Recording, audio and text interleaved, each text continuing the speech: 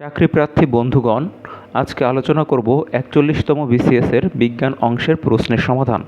প্রথম যে প্রশ্নটি ছিল যে কোন পানিতে অক্সিজেনের পরিমাণটা বেশি, এটার উত্তর হবে হচ্ছে যে নদীর পানিতে অক্সিজেনের পরিমাণ বেশি।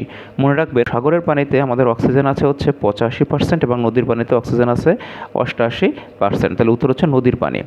হার্ট থেকে রক্ত বাইরে নিয়ে যায় কোন রক্তনালী? মনে রাখবেন যে হৃৎপিণ্ড থেকে রক্ত বাইরে নিয়ে যায় হচ্ছে ধমনী, ধমনীর ইংরেজি হচ্ছে আর্টারি, আর হৃৎপিণ্ডের ভিতরে রক্তটা যে নিয়ে যায় তার নাম হচ্ছে শিরা বা হচ্ছে ভেইন। প্রোটিন তৈরি হয় কিসের মাধ্যমে? প্রোটিন তৈরি হচ্ছে অ্যামিনো অ্যাসিডের মাধ্যমে।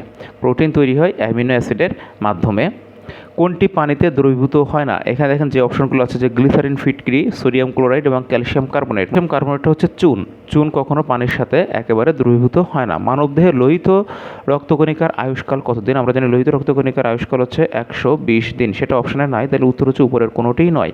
নদীর পানির ক্ষেত্রে কোনটি সত্য? এখানে মনে রাখবেন যে সিওডি মানে হচ্ছে কেমিক্যাল অক্সিজেন ডিমান্ড এবং বিওডি মানে হচ্ছে বায়োকেমিক্যাল অক্সিজেন ডিমান্ড। তো যে পানির ক্ষেত্রেই বলুক না কেন, নদী বলুক আর সাগর বলুক আর পুকুর বলুক, যে পানির ক্ষেত্রেই বলুক, সবসময় মনে রাখবেন যে সিওডি হচ্ছে বেশি এবং বিওডি হচ্ছে কম। পাথফাইন্ডার এর মঙ্গলে অবতরণ সাল। পাথফাইন্ডারের মঙ্গলে অবতরণ সাল হচ্ছে 1997 সাল। 1997 সাল। পাথফাইন্ডারের মঙ্গলে অবতরণ সাল কত? 1997 সাল। ওজোন স্তর বায়ুমণ্ডলের কোন স্তরে অবস্থিত? ওজোন স্তর হচ্ছে বায়ুমণ্ডলের স্ট্র্যাটোস্ফিয়ার অঞ্চলে অবস্থিত। এটা হচ্ছে দ্বিতীয় স্তর। প্রথমটা হচ্ছে ট্রোপোস্ফিয়ার টি, তারপরটা হচ্ছে এস স্ট্র্যাটোস্ফিয়ার। তারপরে মোট 4টা স্তর আছে।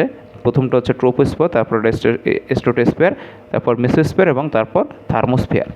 কাঁদুনি গ্যাসের অপর নাম কি? কাঁদুনি গ্যাসের অপর নাম হচ্ছে ক্লোরোপিক্রিন।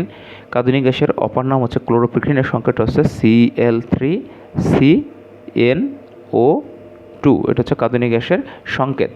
100 ওয়াটের একটি বৈদ্যুতিক বাল্ব 1 ঘন্টা চললে শক্তি ব্যয় হয় 3,60,000 জুল। মনে রাখবেন যে 1 ওয়াটের একটি বৈদ্যুতিক বাল্ব যদি 1 ঘন্টা জ্বলে তাহলে শক্তি ক্ষয় হয় হচ্ছে 3600 জুল। তার সাথে হচ্ছে কি 100 ওয়াট, তাহলে গুণ দিব হচ্ছে 100, তাহলে এটা দিলে 3,60,000 জুল শক্তি ব্যয় হয়। ইলেকট্রিক বাল্বের ফিলামেন্ট যার দ্বারা তৈরি? ইলেকট্রিক বাল্বের ফিলামেন্ট তৈরি হচ্ছে টাংস্টনের মাধ্যমে। আজকে ছিল এই প্রশ্নগুলো।